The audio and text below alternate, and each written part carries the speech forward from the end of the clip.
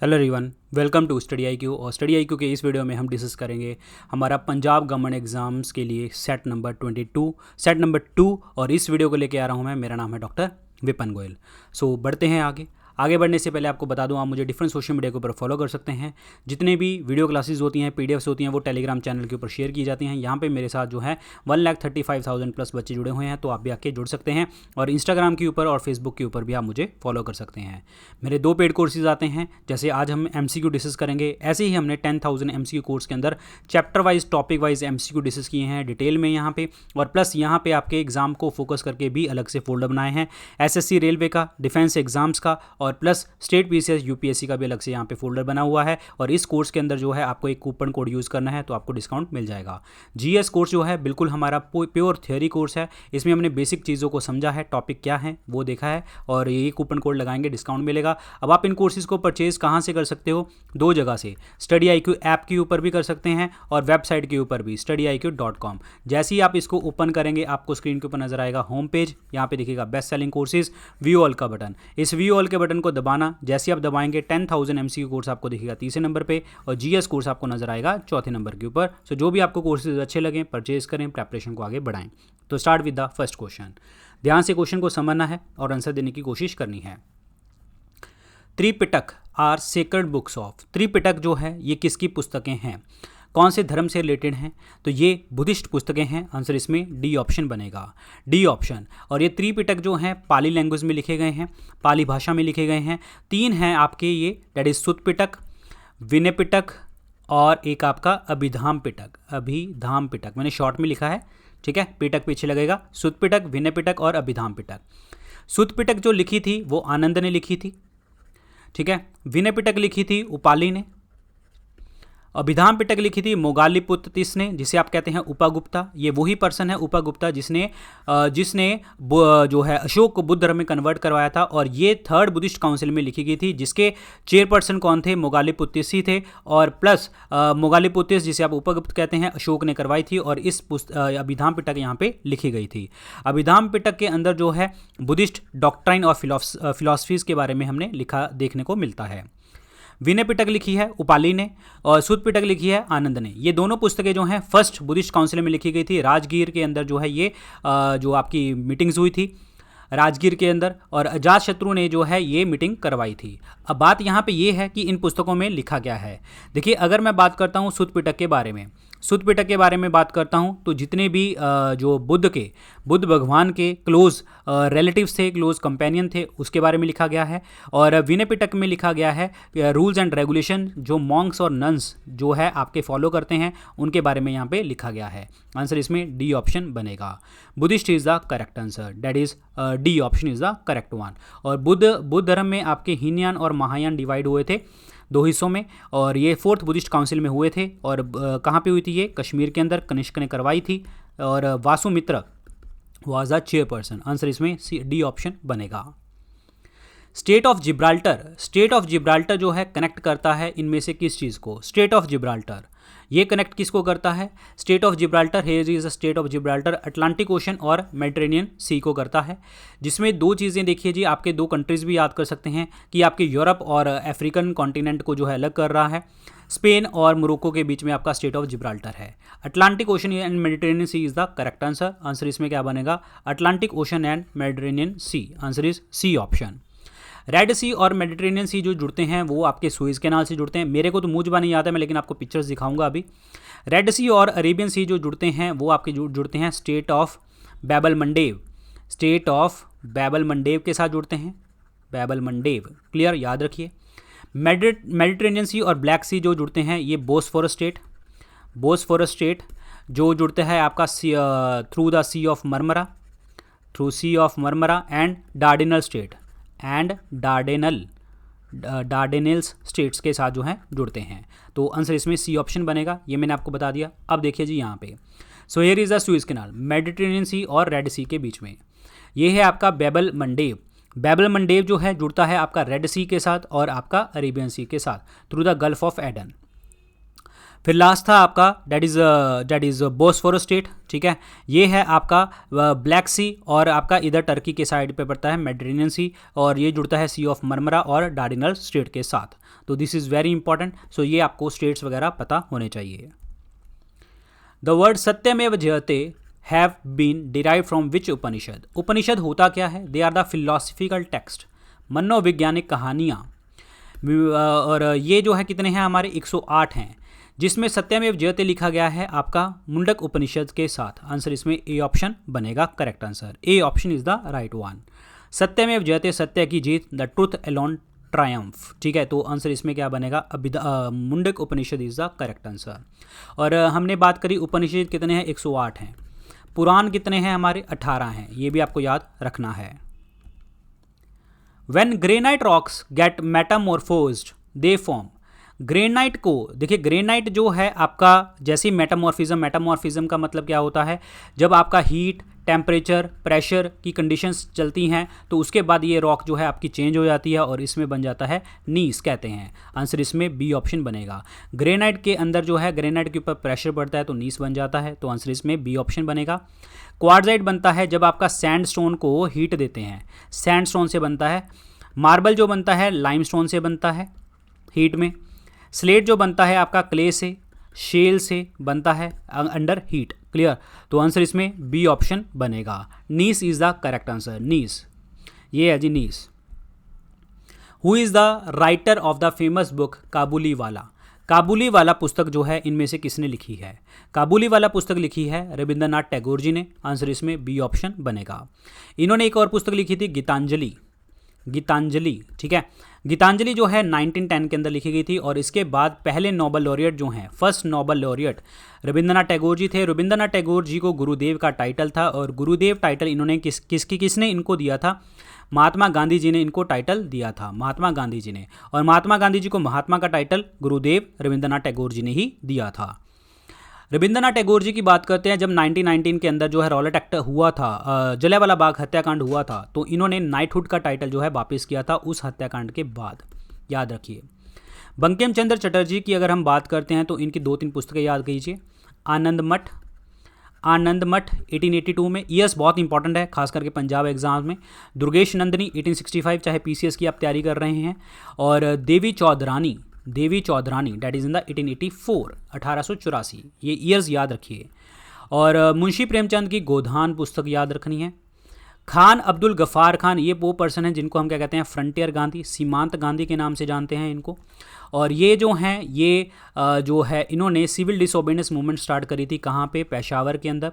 और ये जो हैं आपके रेड शर्ट्स के नाम से बड़े फेमस थे, और ये एक ऑर्गेनाइजेशन चलाते हैं खुदाई खिदमतगार। This is very important. Clear? इसीलिए इनको फ्रंटियर गांधी कहते हैं, क्योंकि गांधी जी के आदर्शों के ऊपर चलते थे। आंसर इसमें बी ऑप्शन बनेगा correct answer. Rabindranath Tagore is the right one. Rabindranath Tagore ji को हम और क्या बोलते हैं? बार्ड ऑफ बंगाल भी बोला जाता है, याद रखिए। Addition of suitable impurities into the semiconductor is called. Semiconductor मतलब हाफ कंडक्टर है और हाफ इंसुलेटर है। कंडक्टर मतलब करंट कंडक्ट कर लेता है, इंसुलेटर में करंट नहीं जाने देता। अगर उसमें हम सूटेबल इम्प्योरिटीज डाल देते हैं तो उस चीज़ को हम क्या कहते हैं? उसको हम क्या कहते हैं? डोपिंग। आंसर इसमें क्या बनेगा? ए ऑप्शन बनेगा।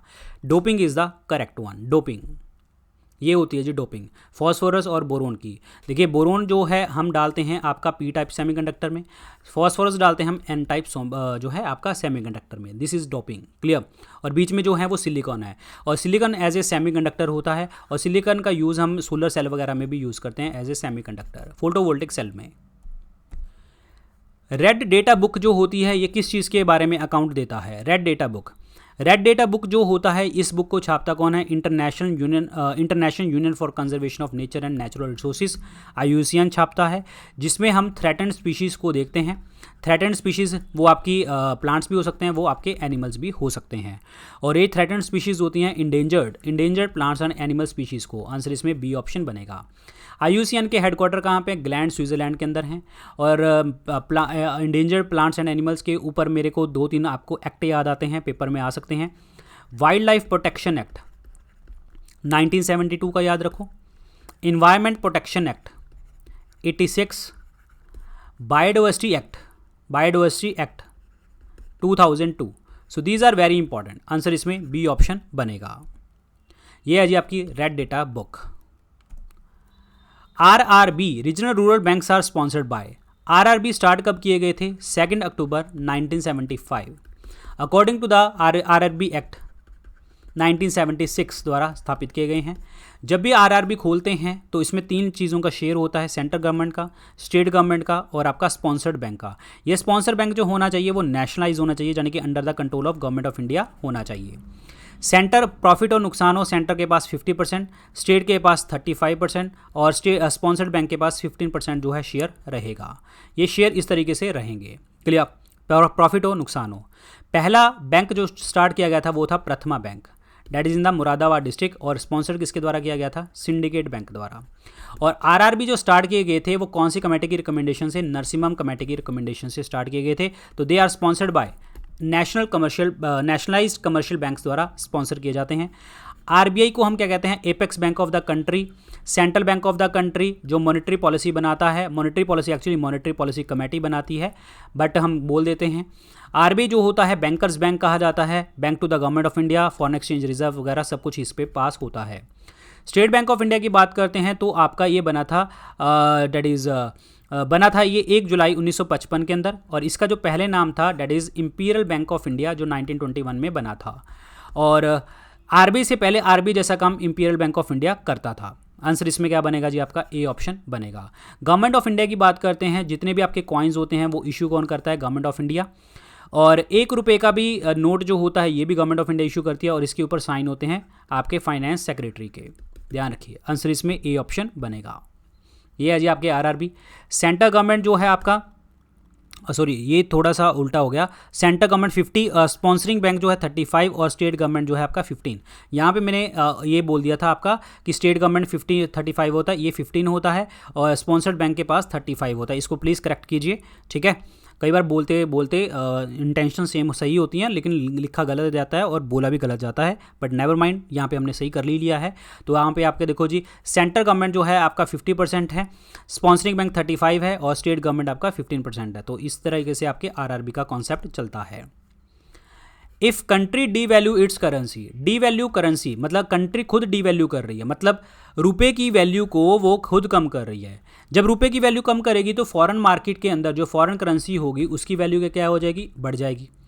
अब ये क्यों करेगा ऐसे? जब आपके देश में कोई भी प्रॉब्लम चल रही हो, लाइक फॉर एग्जांपल अगर मैं कहूँ कि आपके पास पैसा नहीं आ रहा, तो क्या करोगे? आप रुपए की वैल्यू कम कर दोगे। अगर मैं फॉरेनर हूँ तो मुझे पता लगेगा कि इंडिया ने रुपए की वैल्यू कम होगी, यानी कि अगर मेरे पास डॉलर है तो पहले मेरे को 60 रुपये मिलते थे एक डॉलर के, अब मुझे 70 रुपये मिल रहे हैं। तो ज़्यादा से ज़्यादा मैं ट्रेड करूँगा कहाँ पे? इंडिया पे, क्योंकि मुझे 70 रुपये 10 रुपये का बेनिफिट हो रहा है यहाँ पे।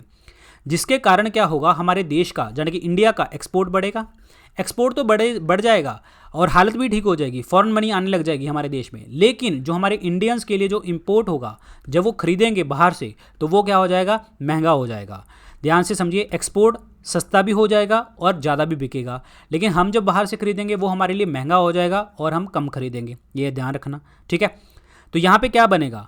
एक्सपोर्ट बिकम चीपर, बिल्कुल सस्ता बन जाएगा, एंड इंपोर्ट बिकम कॉस्टलियर। बिल्कुल सही ऑप्शन है ए वाला, ठीक है? A option. कंट्री ने डी वैल्यू करेंसी कितनी बार करी है? 3 बार, 49, 66 और 1991 में। जब तीनों टाइम पे हमारी हालत बहुत ख़राब चल रही थी देश की, तब जाके इन्होंने डीवैल्यूएशन किया था।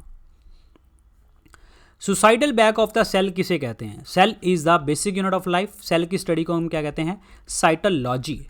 Suicidal bag of the cell किसे कहते हैं हम? लाइजोसोम को। आंसर इसमें ए ऑप्शन बनेगा। ये क्या करते हैं? Intracellular digestion. इंट्रासेलुलर डाइजेशन का मतलब क्या होता है कि जैसे कोई अंदर चीज़ आती है, इन्फेक्शन आती है, तो जैसे लाइजोसोम क्या करते हैं? उसको खा लेते हैं और अपने आप को भी बर्स्ट आउट कर देते हैं, और इसीलिए इसको सुसाइडल बैक कहते हैं। और ये क्या होगी? इंट्रासेलुलर, मतलब within the cell digestion करते हैं चीज़ की।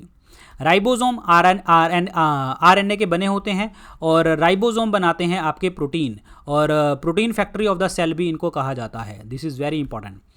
डीएनए से बनता है हमेशा आरएनए, और आरएनए से बनता है हमेशा प्रोटीन, ये याद रखिए।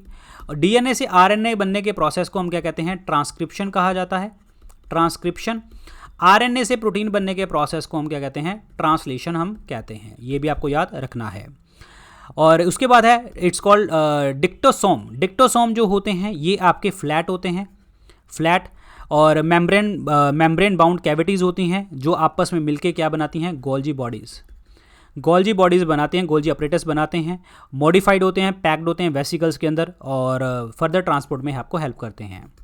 फैगोसोम्स की अगर हम बात करते हैं, साइटोप्लाज्मिक बॉडी है ये, साइटोप्लाज्मिक बॉडी, ठीक है। और ये जो है आपका फैगोसोम प्लस लाइजोसोम, जो फैगोसोम और लाइजोसोम जो होते हैं ये मतलब विद लाइजोसोम के अंदर होते हैं, और फैगोसाइटोसिस मतलब डिस्ट्रक्शन कर देते हैं। फैगोसोम का मतलब ही क्या होता है, डिस्ट्रक्शन, किसी चीज़ को खत्म करना, इन्फेक्शन को खत्म करना। फॉर एग्जांपल अगर हमारी बॉडी में पूछा जाए कि कौन से ब्लड के कौन से सेल फैगोसाइटोसिस करते हैं, तो WBC, क्योंकि WBC का काम क्या है, इन्फेक्शन को खत्म करना, इम्यूनिटी बढ़ाना। इन्फेक्शन खत्म करना मतलब फैगोसाइटोसिस करना। फैगोसाइट्स की तरह काम कौन करते हैं, WBC करते हैं, वाइट ब्लड सेल, जिनको हम और क्या कहते हैं, लिकोसाइट्स भी इनको कहा जाता है। तो आंसर इसमें क्या बनेगा, 1 ऑप्शन बनेगा correct answer, lysosome is the right one. ये है जी, यह है आपके गोल्जी अपरेटस, क्लियर, ये याद रखना। एंडोप्लाज्मिक रेटिकुलम भी बता देता हूँ। एंडो अंदर, प्लाज्मा पानी, रेटिकुलम मतलब जाल, मतलब क्या हुआ कि आपके सेल के अंदर जो पानी है, प्लाज्मा है, उसके अंदर जाल बिछा रखा है एंडोप्लाज्मिक रेटिकुलम ने। 2 तरीके के होते हैं endoplasmic reticulum, smooth endoplasmic reticulum और रफ एंडोप्लाज्मिक रेटिकुलम, रफ, ठीक है। बस इसमें क्वेश्चन क्या पूछा जाएगा कि रफ बनाता क्या है, रफ वाले प्रोटीन बनाते हैं और स्मूथ वाले जो होते हैं वो बनाते हैं लिपिड्स और फैट्स, क्लियर, ये बनाते हैं, ये याद रखना इंपॉर्टेंट है। The term Doab means, Doab मतलब क्या हो गया कि दो आब, डेट मीन्स जहाँ पे 2 रिवर्स मिलती हैं उनको हम दोआब कहते हैं। जैसे कि गंगा और यमुना मिलते हैं इलाहाबाद में, प्रयागराज में, दोआब है। रचने दोआब यानी कि रावी और चिनाब, और जो है बारी डेट इज़ ब्यास और रावी, जहाँ पे 2 नदियों का मिश्रण होता है, that is the land between the 2 rivers is called Doab. Answer इसमें सी ऑप्शन बनेगा, clear. So here is the Doab, the region marked in the black is due to Doab, ये वाला पार्ट, क्लियर। और यहाँ पे लिखा हुआ है खादर और बांगर, ये एक्चुअली एलुवियल सॉइल होती हैं। एलुवियल सॉइल वो सॉइल होती हैं जो हमारी खेती के लिए सबसे इंपॉर्टेंट है, एग्रीकल्चर ग्रोथ के लिए। 40% एरिया जो इंडिया का है वो एलुवियल सॉइल से कवर है, जिसमें जो बांगर सॉइल है इसे हम क्या कहते हैं, ओल्डर एलुवियल सॉइल, और खादर सॉइल जो होती है इसे हम क्या कहते हैं, न्यू एलुवियल सॉइल भी इसको कहा जाता है। So these are very important points, याद रखिए, इंपॉर्टेंट है।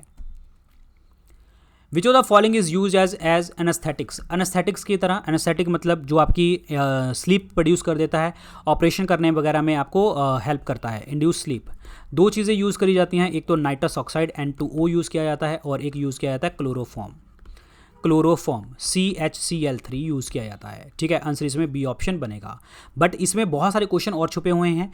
अगर मैं स्टार्ट विद द ऑप्शन चलूँगा, मैं नाइट्रोजन की बात करूँ तो एज ए प्रिजर्वेटिव यूज़ करते हैं, जैसे पैकेट्स वगैरह होते हैं लेज वगैरह के, तो उसमें जो गैस होती है वो नाइट्रोजन होती है।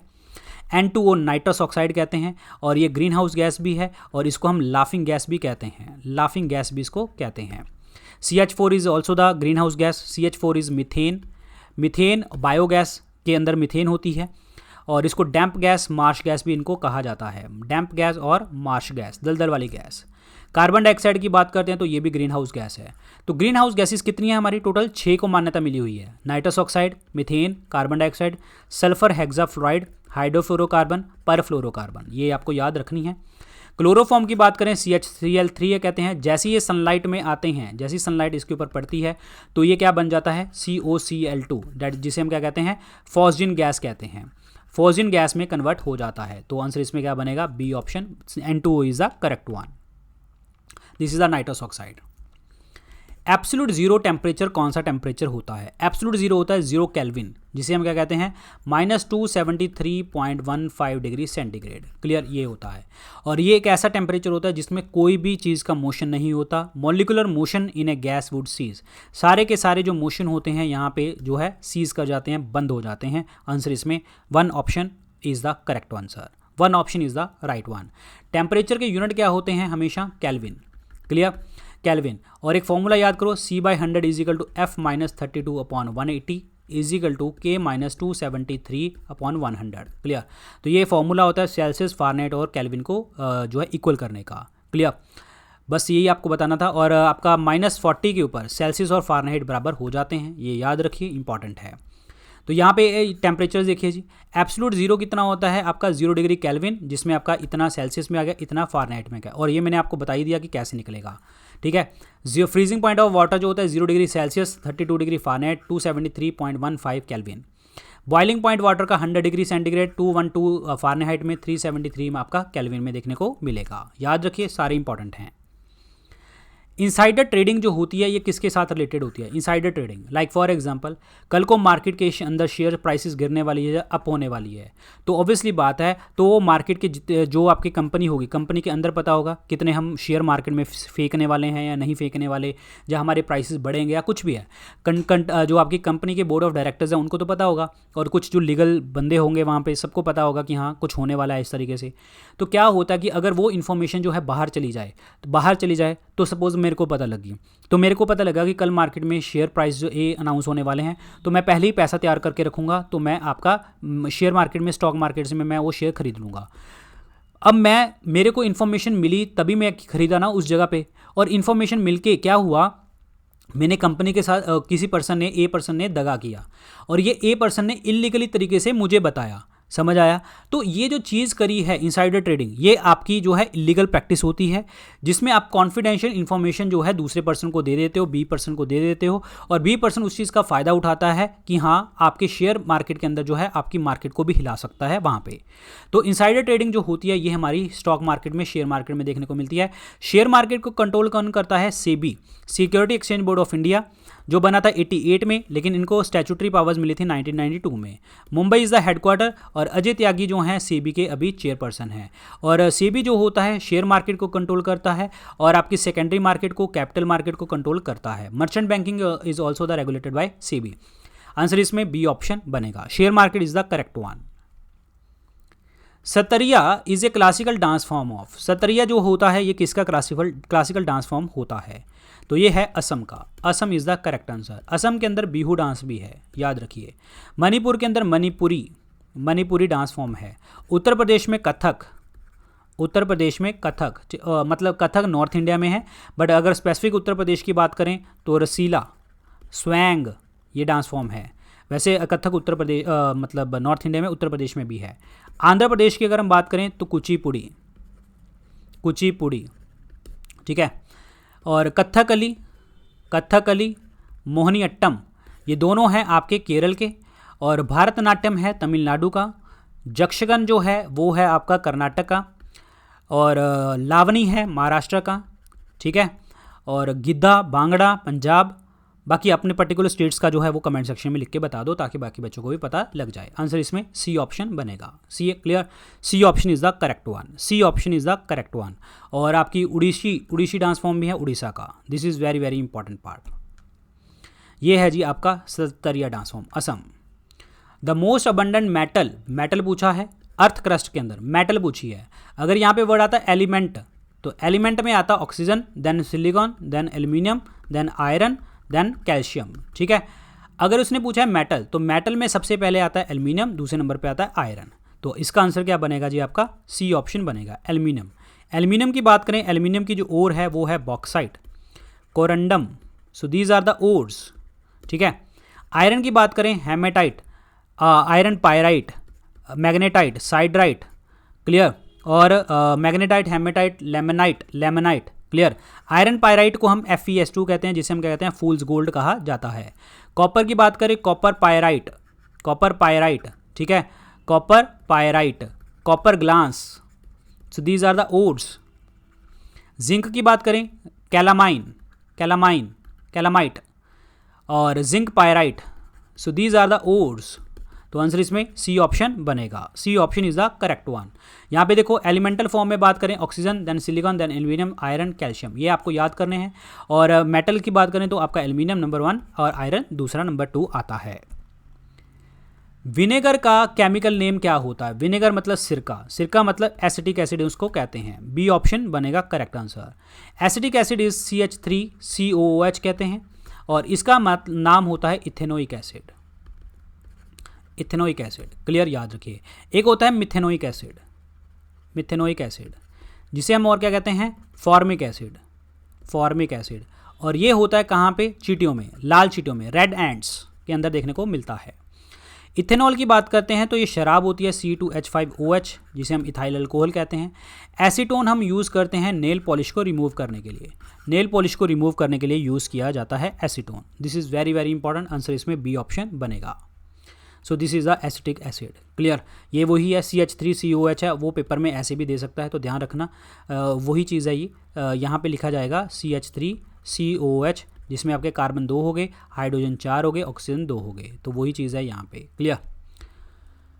क्लोव इज़ ऑब्टेन्ड, क्लोव जो होता है ये क्या होता है? क्लोव जो होता है ये एक हम रेमेडी की तरह भी यूज़ करते हैं, टूथेक के अंदर इनका जो ऑयल होता है, ठीक है। और क्लोव जो होती हैं ये फ्लावर बर्ड्स होती हैं, एक्चुअली ये होती हैं फूल कलियाँ होती हैं, फ्लावर बर्ड्स होती हैं ये।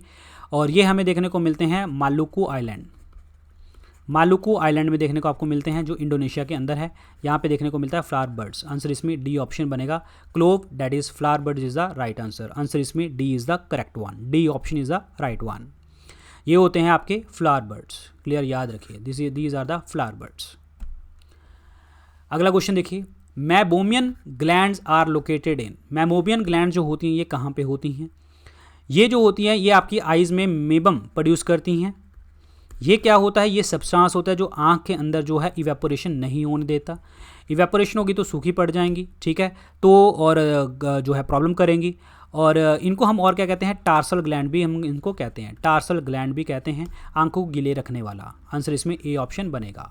आइज़ के साथ बहुत सारी चीज़ें हैं, टीयर ग्लैंड याद कर लो, टीयर ग्लैंड, टीयर ग्लैंड होती है लैक्रिमल ग्लैंड। क्लियर। आइज़ के ऊपर इमेज कहाँ पे बनती है? रेटिना के ऊपर। आइज़ में ऑपरेशन में कौन सी चीज़ को बदला जाता है? कॉर्निया को। कॉर्निया को इसीलिए क्योंकि यहाँ पे ब्लड नहीं होता, ब्लड लेस होता है, ब्लड नहीं होता, ब्लड लेस सप्लाई है यहाँ पे। और ईयर जो होता है गले के साथ अटैच होता है, एक ट्यूब होती है जुस्टेशन ट्यूब के साथ, जुस्टेशन ट्यूब के साथ। और ईयर में 3 बोन्स होती हैं, मिस, मेलियस, इंकस, स्टेप्स, और स्टेप्स जो होती है सबसे स्मॉलेस्ट बोन है। और स्किन की बात करें largest organ of the body है, और इसके ऊपर ग्रंथियाँ होती हैं, स्वेट ग्लैंड्स होती हैं, याद रखिए। और नोज़ की बात करें तो नोज़ के अंदर हेयर्स होते हैं, और जो है आपका म्यूकस होता है। ये दोनों क्या करते हैं? म्यूकस हवा को गीली करता है, और जो हेयर्स होते हैं वो हवा को छानता है और अंदर भेजता है हमारी बॉडी में। आंसर इसमें ए ऑप्शन बनेगा। Eyes is the correct answer. So ये है आपकी eyes. Clear, this is mammalian glands. This is Japan is called the land of rising sun. Land of rising sun क्यों कहा जाता है? क्योंकि जापान जो है बिल्कुल eastern most boundary of the country के साथ, वर्ल्ड के साथ जुड़ता है, बिल्कुल ईस्टर्न मोस्ट सिटी कंट्री होती है, जिसके कारण सनराइज होता है वहाँ पे। आंसर इसमें क्या बनेगा? सी ऑप्शन बनेगा करेक्ट आंसर। और एक चीज़ आपको बताता हूँ, land of midnight sun, land of midnight sun किसे कहते हैं? मिडनाइट सन किसे कहते हैं? वो कहते हैं हम नॉर्वे को, नॉर्वे को कहते हैं, याद रखना। आंसर इसमें सी ऑप्शन बनेगा correct answer. Japan eastern most boundary के ऊपर पड़ता है, जिसके कारण वो शाइन करता है। सो गाइज ये थे आज के लेक्चर के अंदर क्वेश्चन। बाकी जो भी अपडेट्स होंगे वो आपको मिलेंगे हमारे टेलीग्राम चैनल के ऊपर, यहाँ पे डॉक्टर विपिन गोयल के नाम से। बाकी आप मुझे इंस्टाग्राम के ऊपर फॉलो कर सकते हैं यहाँ पे, और जो भी अपडेट्स होंगे वो यहाँ पे मैं शेयर करता रहता हूँ।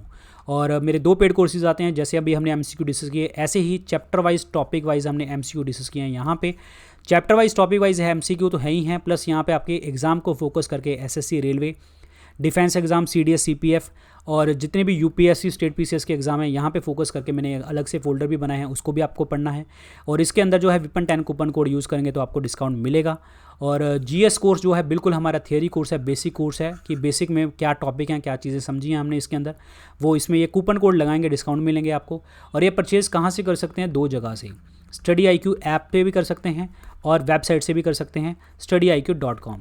जैसे आप इसको ओपन करते हैं आपको स्क्रीन के ऊपर नजर आएगा होम पेज, यहाँ पे दिखेगा best selling course, view all का बटन। इस व्यू ऑल के बटन को दबाना, जैसे आप दबाएंगे 10,000 MCQ कोर्स दिखेगा 3रे नंबर पे, GS कोर्स दिखेगा 4थे नंबर के ऊपर। जो भी आपको कोर्सेज अच्छे लगे परचेज करें। कोई डाउट आता है रिगार्डिंग कोर्सेज, इंस्टाग्राम के ऊपर मैसेज कर सकते हैं मुझे। So thank you so much guys, all the very best, good luck, take care. मिलते हैं सुबह 9 बजे। Good luck guys, take care, bye bye.